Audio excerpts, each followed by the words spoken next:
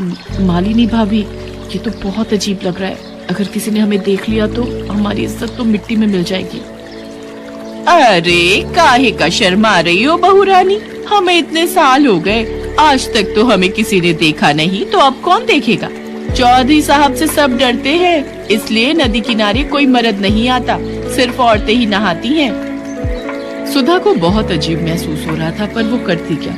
मजबूरी में उसे मालिनी और बाकी के गांव की औरतों के साथ नदी में उतरना ही पड़ता है। बड़ी मुश्किल से सुधा नदी में नहाकर घर आती है। अब तो रोजाना ही वो मालिनी और बाकी की गांव की औरतों के साथ नदी पर नहाने लगी। धीरे धीरे जब सुधा को लगा कि सचमुच नदी के आसपास सिर्फ औरतें ही आती हैं, तो वो थोड़ी बेफिक्र हो गई। पर एक दिन जब सब बहुएं नदी पर नहा रही थी, मालिनी भाभी, लग रहा है कोई हमें देख रहा है। नहीं तो तुम्हारे मन का वहम है, लगता है तुम्हारा डर अभी तक नहीं गया है। चलो जल्दी से नहा लो, फिर घर चलते हैं। अगले दिन भी सुधा को ऐसा ही महसूस हुआ। मालिनी भाभी, मैं कह रही हूँ ना कि कोई है जो हमें देखता है। मुझे बार बार गलत महसूस नहीं हो सकता। अरे बहू रानी, तुम बेकार में ही डर रही हो। किसी की इतनी मजाल नहीं जो हमें नहाते हुए देख ले।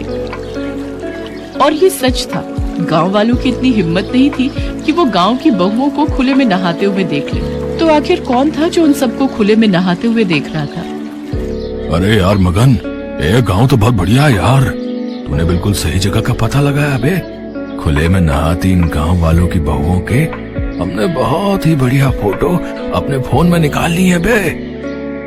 वही तो, मैंने बिल्कुल सही गांव का पता लगाया ना। अब इन फोटोओं का इस्तेमाल करने का सही समय आ गया बे। गांव के चौधरी की दोनों बहुएं भी उन औरतों के साथ ही नहाने आती हैं। चौधरी की बहुओं को ब्लैकमेल करके अच्छे खासे सोने के जेवर और रुपए ऐंठ लेंगे। और तू तो जानता ही है, ये गांव की भोली भाली बहुएं शर्म से किसी को कुछ नहीं बताएंगी।